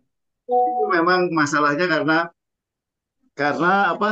eh Jumlah traffic hadirnya sedikit sekali gitu ya. Nah itu hal-hal kayak gitu harus kita kita kumpulin. Apa sih sebenarnya masalahnya kalau kita bikin sendiri dan kalau yang bikin itu adalah koperasi? Karena kita lihat ya Pak Faiz ya, semua yang jualan itu semua usaha mikro semua, usaha kecil mikro, mikro kecil, dan nggak ada usaha besar gitu. Dan Ya. mereka selalu tetap tetap loyal kepada yang sudah ada gitu Ada. ya, seperti di karena Betul. mereka punya ada Ya. diskon ongkir lah, yang ada diskon apalah segala macam. Tapi itu masalah-masalah yang sebetulnya harus kita bahas ketika kita sepakat untuk yes, we will make a new marketplace untuk kita sendiri. Aksesibilitas dari market kita ke TikTok ke IG juga itu harus kita bangun gitu. Tapi orang-orang seperti Pak Fahrus juga banyak sebetulnya di keliling kita nih. Kita kumpul Ya. aja bareng-bareng gitu, lebih fokus. Tentu saya akan fokus ke tata kelola kalau sebuah koperasi mendirikan hal tersebut, loh. Karena saya sangat senang sekali apabila semua badan usaha kita didirikan berbasis koperasi. Seperti yang baru muncul, tadi sudah diidentifikasi sama Mas Faiz, itu ada Toco itu, ya itu punya asing juga itu. Walaupun Betul. belum walaupun belum banyak, tapi dia aktif berbakar-bakar duit gitu. Tapi saya yakin kalau para TikTokers itu juga sebagai owner, itu beda ceritanya barangkali ya. Ya, itu Beda bisa ceritanya. kita Beda lebih. ceritanya. Ownernya bisa 10.000 yang jualan itu, atau 1 juta orang yang jualan adalah owner kita. Kita bisa pastikan mereka akan mendapatkan kesempatan yang lebih baik lagi. Ya, betul, Bro. Dan tidak sedikit Kayak ahli-ahli, dan orang asing itu pun menggunakan tenaga ahli kita juga sebetulnya sebagai dapurnya mereka gitu. ya. Di antara orang-orang ahli yang digunakan di dapur mereka pasti adalah mereka yang dadanya tetap merah putih kayak kita kita ini gitu. Saya yakin kalau ada inisiatif nanti mesti Prof Bagio mungkin melakukan satu terobosan baru, kita ngobrol santai dulu seperti ini, membangun marketplace koperasi milik bersama, mungkin akan lebih fokus lagi nanti kita punya kegiatan. Gitu Siap, aja. siap Pak Takutnya Dwinda. saya fokus-fokus yang lain nanti tambah banyak lagi. Kesian nanti Bu Ina nyatet. Siap. Oke. Itu Mbak Elis baru datang tuh, Prof.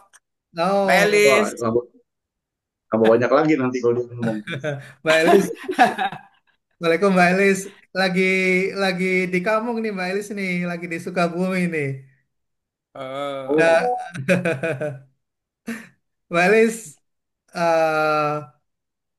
oke, monggo.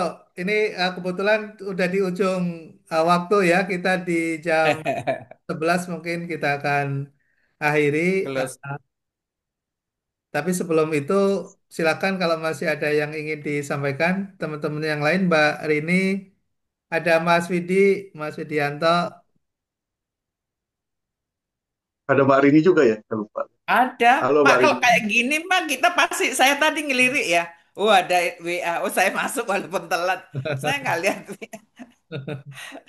Ini kan kita banget. Iya betul. Iya betul. Prof Pur. Ada yang mau disampaikan, Prof Pur? Biasanya kalau hari segini kondangan ya acara-acara pas lagi ini. Baik, Mbak, kalau nggak ada, silakan Mbak Ina uh, boleh di. Sedikit boleh Pak Bagio. Oh iya, silakan Pak Esrinal. Monggo, Jadi Pak. mungkin untuk topik ke depan, kalau tadi kan marketplace ya. Bagaimana kalau juga apa namanya itu UMK, teknologi pengolahan ya. Saya banyak punya ide bagaimana dari teman-teman peneliti itu ada penemuan obat paracetamol itu dari urea yang lebih murah, lebih bagus. Oh. Bagaimana memudahkan industri itu dengan pola koperasi ya misalnya. Kemudian juga CPO mini ya. Jadi apa namanya petani sawit kita itu kan tergantung pada pekebun besar. Seharusnya kita upayakan mereka punya CPO. Dan itu ternyata kalau yang mini itu modalnya kecil aja itu di bawah 1 M bisa dianggap UMKM juga. Ini usul aja Pak anu untuk apa diskusi kita yang eh, berikutnya. Makasih. Assalamualaikum. Waalaikumsalam warahmatullahi wabarakatuh. Terima kasih Pak Sama. Nal, terima kasih banyak masukannya dan gagasannya. Baik, mungkin sebelum Mbak Ina ambil alih untuk ditutup, ada sedikit closing statement kita hari ini. 2 jam berjalan tidak terasa karena memang ini topik menurut saya istilah Mbak Ina kita banget gitu ya karena kita yang concern terhadap menjadi bagian dalam perubahan dan mendorong pertumbuhan di perekonomian dengan sisi lain yaitu kita sebagai sebagian ada akademisi di sini, sebagian ada yang menjadi praktisi, sebagian juga ada yang jadi konsultan. Semua peran yang kita lakukan di masing-masing profesi kita sangat berarti memberikan solusi bagi masyarakat, terutama usaha mikro kecil. Nah, ini kita ingin kembali lagi ke depan mendiskusikan mungkin secara lebih apa fokus, tapi tema besar kita adalah bicara tentang closed loop ecosystem. Kita bicara tentang bagaimana memberdayakan diri sendiri melalui organisasi kita yang kita miliki sendiri dan kita akan mencoba mengelaborasi terus, kita akan munculkan hipotesis-hipotesis kita. Lalu kemudian kita membangun sebuah konsep bersama dan konsep itu kita akan matangkan terus sehingga nanti akan muncul suatu output yang memberikan suatu solusi praktis di mana nanti tentunya kita akan me- berkontribusi sesuai dengan peran kita masing-masing. Jadi ada yang dosen tetap berperan kita di situ, kemudian ada konsultan berperan di situ, namun dalam satu jalur yang sama. Nah, jalur inilah yang nanti kita akan lewati bersama menjadi kita bisa menjadi penumpang di dalamnya sekaligus menjadi pemilik dari jalur itu ya sehingga ekonomi bisa semakin produktif, kita bisa mendapatkan manfaat, kita di dalamnya juga ikut bersama-sama dalam payung organisasi bersama. Nah, ini yang kemudian kita perlu ada sementara ke depan berasumsi kita akan mengeliminir atau mengurangi atribut-atribut tertentu. Apakah itu terkait dengan ormas, apakah itu terkait dengan warna-warna, ataukah terkait dengan yang sifatnya perorangan, politis dan sifatnya mungkin lebih ke arah yang bisa memecah belah. Jadi kita akan berpandangan satu di mana 3 prinsip itu kita akan gunakan. Ada di dalamnya adalah kepemilikan bersama, kemudian yang kedua adalah gotong royong, dan yang ketiga kita akan selalu menjunjung tinggi keadilan, kebersamaan dan kesetaraan keadilan sehingga prinsip-prinsip itulah yang menjadi dasar ketika kita bertentangan dengan kebersamaan, ketika memecah belah kebersamaan, maka kita akan hindari. Ketika ada sesuatu yang sifatnya individual, sifatnya perorangan, kita akan kurangi karena kita akan bersama-sama memiliki sesuatu bersama. Kemudian yang ketiga, ketika di situ ada ketimpangan, ada ketidakadilan, maka kita akan hindari. Nah, sepanjang sesuai dengan prinsip-prinsip itu, maka kita akan bisa membangun jembatan bersama untuk mencapai kesejahteraan bersama. Saya kira itu closing statement-nya. Mohon maaf, mungkin yang baru hadir ya Mbak Elis, karena waktunya sudah di ujung. Baik, Pak Bagio. Ya, kita Saya akan minta bocoran sama Mbak Ina. nanti dengan Mbak Ina. Siap. Makasih banyak Mbak Ina, saya kembalikan. Silakan Mbak, mohon dibantu untuk diakhiri. Terima kasih dari saya, mohon maaf kalau ada salah dan hilafnya. Assalamualaikum warahmatullahi wabarakatuh. Waalaikumsalam warahmatullahi Waalaikumsalam wabarakatuh. warahmatullahi wabarakatuh. Terima kasih Prof. Bagio yang punya ide yang keren banget sehingga kita bisa berkumpul kembali dengan kemanfaatan yang selalu kita cintai dan selalu mempunyai mimpi untuk diimplementasikan di negeri kita. Walaupun saya belum banyak kontribusi, tapi saya mau sangat terlibat di sini, Bapak. Dan Bapak Ibu semua pastinya mempunyai semangat yang sama dengan kecintaan kita yang dari menyatukan kita dari kapan sampai sekarang. Dan program-program eh, yang diinisiasi oleh Pak Prof Bagio ini pasti akan membuat kita lebih berkolaborasi erat karena di sini tagline-nya kan memberdayakan diri sendiri dengan berkolaborasi untuk berbakti pada negeri kita. Mantap. Kali ini dan tentunya akan ada pertemuan selanjutnya yang lebih deep dan untuk mengimplementasikan kegiatan kita selanjutnya. Mbak Ina, Terima kasih. Mbak Ina Monggo, punten, Mbak Ina ternyata ada satu agenda yang terlewat. Mbak Dia nih baru mengingatkan. eh, monggo. ya, monggo Mbak Dia boleh menyampaikan sesuatu, satu agenda yang terlewat tentang keorganisasian mungkin sebelum kita tutup karena pas kumpul semuanya. Silakan Mbak Dia. Oh iya, Injay Prof, terima kasih waktunya Bapak Ibu. Kita agenda kedua kan terkait apa pembenahan ADEKMI ya. Nah ini sebenarnya ada beberapa yang memang sudah kita programkan untuk ADEKMI gitu ya, termasuk yang pertama itu terkait perekrutan anggota mungkin ya Prof ya. Ya, Ya, anggota baru. Jadi nanti untuk kegiatan-kegiatan ADEKMI ke depan itu kita punya data anggota baru yang memang benar-benar aktif gitu, seperti itu. Nah, ini ada sebenarnya saya mau share screen, cuman ini mohon maaf nggak bisa share screen untuk apa namanya layout rekrutmennya untuk Invea dan ADEKMI sebenarnya, Prof. ya, Gitu. Nah, eh, apa untuk supaya programnya berjalan sebenarnya ini sudah kita share ya Prof ya di web beberapa waktu yang lalu terkait apa proses rekrutmen termasuk apa namanya pembiayaannya kemudian apa terkait prosesnya dan juga apa sih benefit yang bisa kita yang diperoleh oleh anggota baru nanti ketika mereka bergabung di Adekmi gitu. Sebenarnya ini kita sudah share Prof di apa di web Adekmi sama Invea gitu. Itu terkait apa namanya beberapa pembenahan atau ke depan yang akan kita lakukan di Adekmi gitu Prof ya. Semoga nanti ke depan ini benar-benar berjalan dan Adekmi punya program-program yang bagus untuk keberhasilan dan juga kesejahteraan terutama yang berkaitan dengan UMKM yang kita bahas barusan gitu Prof. Jadi, itu saja sih yang perlu apa saya sampaikan mungkin ada tambahan. ya, Mbak Dia, terima kasih.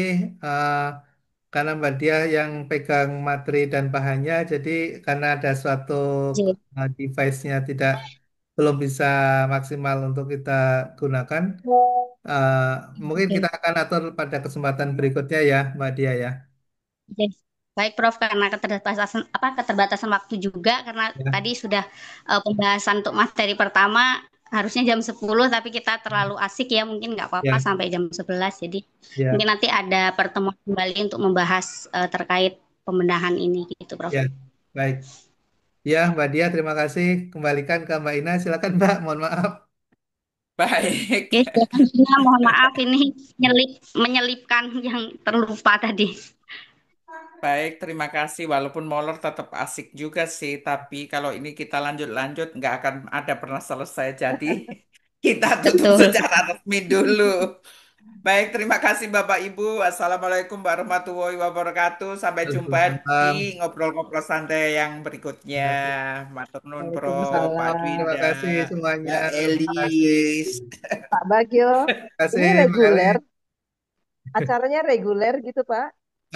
Kita akan atur ini akan terus berlanjut diskusinya. Mudah-mudahan menghasilkan sesuatu, Mbak Elis. Mohon izin, mohon dukungannya. Amin, amin, amin. Tentu, tentu Pak Bagio. Bismillah. Kumpul lagi, Ya, Mbak. Matur nuwun. Oke, aku telepon Mbak Ina ya. Apa Siap, tadi yang siap. dibahas? Oke, Saya matur nggak ditelepon nuwun. ya. Sip. Nggih, matur Saya nuwun. nggak Itu ditelepon tuh. lain. Kalau Pak Dwinda nanti spesial. Pak Firman, salam Terima Matur kasih. nuwun. kapan-kapan. Mohon izin. Assalamualaikum. Matur nuwun Pak Bagio. Waalaikumsalam. Nggih, matur Itu nuwun. Kami sehat-sehat selalu makasih Bapak Ibu. semuanya hari ini. Sehat selalu, Lalu. Bu Dina, Bu Elis, Pak Dwinda. Ya. Terima kasih semua. Mohon Selalu. Bu siap. Rini. Mirwan. Izin. Assalamualaikum Pak Baru Mirwan. bunyi nih. Iya, dengerin terus kok dari tadi. Iya, Pak Oke, Mirwan saya telepon juga Yuk, sebentar. izin nih. siap. Pak Iwan, Saya juga Pak izin Iwan keluar ya. ada juga ya ternyata Iya. Pak Monggo Iwan. saya juga. Saya izin keluar. Saya izin keluar. Oke, Assalamualaikum. sampai Waalaikumsalam.